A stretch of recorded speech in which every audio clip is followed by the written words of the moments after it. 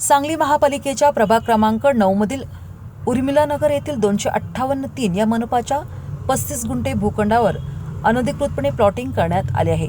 पत्र्याचे शेड, विजेचे खांब उभे करण्यात आले आहेत। येत्या 30 दिवसांच्या आत भूखंडावरील अतिक्रमण काढून घ्यावे, अन्यथा मनपा अतिक्रमण काढेल अशी नोटीस मूळ मालकाला बजावली असल्याची माहिती स्थायी समिती सभापती अतुल माने यांनी दिली। दरम्यान वारंवार सूचना देऊनही कुपवाड आणि सांगलीतील गॅस दाहिनी दुरुस्ती न केल्याने संबंधित ठेकेदारास काळ्या यादीत टाकण्यासह डिपॉझिट जप्त करण्याचा निर्णय स्थायी समितीने घेतला असल्याचे माने यांनी यावेळी बोलताना सांगितले। महापालिकेची स्थायी समितीची बैठक सभापती अतुल माने यांच्या अध्यक्षतेखाली पार पडली।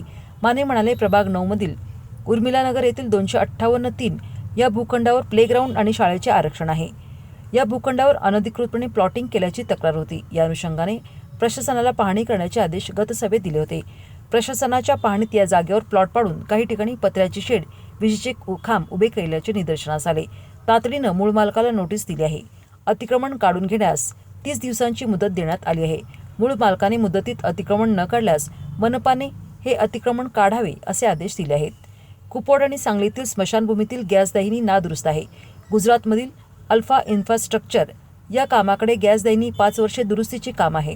कंपनीने केवळ 2 वर्षेच देखभाल दुरुस्तीचे काम केले। वारंवार सांगूनही कंपनीने प्रतिसाद दिला नाही। सभेतही कंपनीच्या प्रतिनिधीस समाधानकारक उत्तरे देता आली नाहीत। अखेर या कंपनीस काळ्या यादीत टाकावे, त्यांचे डिपॉझिट जप्त करावे असे आदेश प्रशासनाला दिले असल्याचे सांगत माने म्हणाले, अनेक ठेकेदार अत्यंत कमी दराने निविदा भरतात। कामाच्या गुणवत्तेवर याचा परिणाम होतो। यापुढे अशी तक्रार आल्यास शाखा अभियंता, उपअभियंता यांना जबाबदार धरले जाईल अशा सूचना दिल्या आहेत। याशिवाय वेळेत समज न घेतल्याने वर्क ऑर्डर देण्यास विलंब होतो। या पुढच्या काळात 25 दिवसाच्या आत समज न घेतल्यास तसेच 7 दिवसांच्या आत वर्क ऑर्डर घेणाऱ्या ठेकेदारास काळ्या यादीत टाकण्याचे आदेशही देण्यात आले असल्याचे माने यांनी सांगितले। गॅस वाहिनीच्या कामामुळे ड्रेनेज तसेच अनेक जलवाहिनी खराब झाल्या आहेत। यात तात्काळ दुरुस्त कराव्यात। उखडलेले रस्ते पॅचवर्क करावे अशा सूचनाही अधिकाऱ्यांना दिल्या असल्याचे सांगत सभापती माने म्हणाले, तिन्ही शहरातील स्मशानभूमीतील कामे तातडीने पूर्ण करावीत। सांगलीत प्रदूषण नियंत्रण मंडळाने हवेची गुणवत्ता तपासण्यासाठी 2 MCB केंद्र सुरू केले आहेत। त्याचा अहवाल पुढील सभेत सादर करा असेही सांगितले आहे। दरम्यान खुल्या भूखंडावर मनपाचे नाव लावण्यास सिटी सर्व्हे कार्यालयाकडून जाणीवपूर्वक टाळाटाळ केली जाते। मूळ मालकाची कब्जेपट्टी मागितली जाते। याबाबत आयुक्तांशी चर्चा केली आहे। त्यांनी संबंधित अधिकाऱ्यांना बोलावून घेत चर्चा करू अशी ग्वाही दिली आहे। परंतु तरीही टाळाटाळ झाल्यास जिल्हाधिकारी कार्यालयासमोर आंदोलन करणार असल्याचा इशारा माने यांनी दिला आहे। त्याचबरोबर डॉक्टर आंबेडकर क्रीडांगणाचा कायापालट करणार। सभापती म्हणाले, शहरातील डॉक्टर बाबासाहेब आंबेडकर क्रीडांगणाची दुरावस्था झाली आहे। आज प्रत्यक्ष पाहणी केली। तेथील पॅव्हेलियनची दुरुस्ती केली जाईल। खेळाडूंसाठी चेंजिंग रूम, शौचालय बांधले जातील। ड्रेनेज वाहिनी टाकली जाईल। प्रवेशद्वार दुरुस्त करून कायमस्वरूपी वॉचमन नियुक्त केला जाणार आहे। याशिवाय क्रीडांगणावर पथदिवे बसवले जातील। तसेच क्रीडांगणाच्या भोवती असणाऱ्या इमारतीमधून कचरा टाकला जातो। काही ठिकाणी वाहने उभी केली जातात। अशा नागरिकांना नोटीस बजावण्याचे आदेश दिले आहेत। आज स्थायी समितीची सभा पार पडली। या सभेमध्ये प्रथमतः डॉक्टर बाबासाहेब आंबेडकर स्टेडियमचा विषय घेण्यात आला।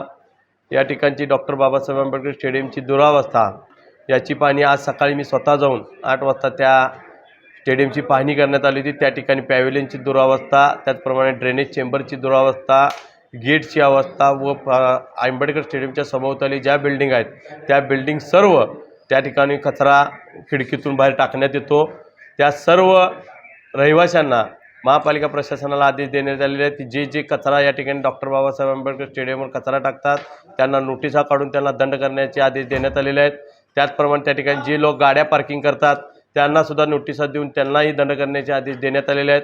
तात्काळ त्या ठिकाणची गेट, दोन्ही गेट दुरुस्त करून घेण्याचे आदेश देण्यात आलेले आहेत व पॅव्हेलियनमध्ये रिपेरी करून आपण त्या ठिकाणी एका बाजूला चेंजिंग रूम व टॉयलेट बाथरूमची व्यवस्था करण्याची व महापालिकेचा वॉचमन कायमस्वरूपी त्या ठिकाणी ठेवण्याच्या दृष्टिकोनातून त्या ठिकाणी महापालिकेच्या माणसाला राहण्याची सोय करण्यासाठी त्या ठिकाणी आम्ही 1 RKची बांधकाम करणार आहोत।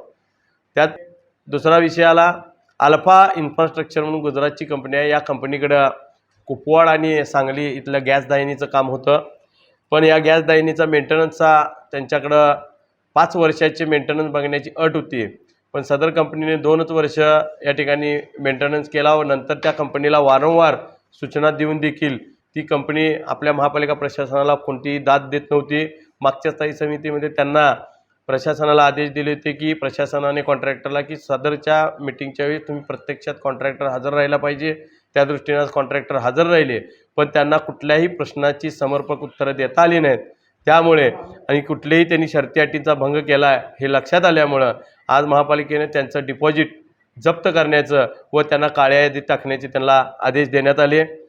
आणि त्यांना हे आदेश देण्यात आले. गॅस लाईनच्या बाबतीत गॅस लाईनची कामं मोठ्या प्रमाणात सुरू आहेत, पण गॅस लाईन आणि काम करत असताना मोठ्या प्रमाणात ड्रेनेजचे पाईपलाईन व पाण्याचे पाईपलाईनचे डॅमेज झालेलं आहे आणि गॅस लाईनचं काम झाल्यानंतर तात्काळ त्या ठिकाणची रस्ते दुरुस्ती होत नाही. म्हणून प्रशासनाला आदेश देण्यात आले की गॅस लाईनचं काम तात्काळ ज्यावेळी होईल त्याच्यानंतर तुम्ही लगेचच त्या ठिकाणी पॅचवर्कचं काम करून गॅस लाईन झालेले रस्ते पूर्ण क्षमतेने परत पूर्ववत करून द्यावं हे आदेश करण्यात आले. त्याचप्रमाणे गॅस वाहिनीची जी काम आहे ते किती किलोमीटर झालेलं आहे आणि किती किलोमीटर बाकी आहे याची देखील इत्थंभूत माहिती आम्हाला द्यावं असं त्यांना सांगण्यात आलेलं आहे. आज काही कामं, आज एकता कॉलनीतल्या कामाचा विषय झाला. त्या एकता कॉलनीतलं काम किती टक्के बिलो आहे, इतके टक्के बिलो काम कॉन्ट्रॅक्टरना कशा पद्धतीने परवडतं. स्वाती शिंदेनी त्या ठिकाणी त्यांना विचारणा करण्यात आली स्वातीताईंच्या वतीनं की इतक्या बिलो जर कॉन्ट्रॅक्टर जाऊन काम करत असतील तर आपण या ठिकाणी कुठलं चुकीची इस्टिमेट करतोय का. तेव्हा प्रशासनाने त्यावर उत्तर दिले की आमची इस्टिमेट बरोबरच असतात, पण कॉन्ट्रॅक्टर बिलोमध्ये काम करतात.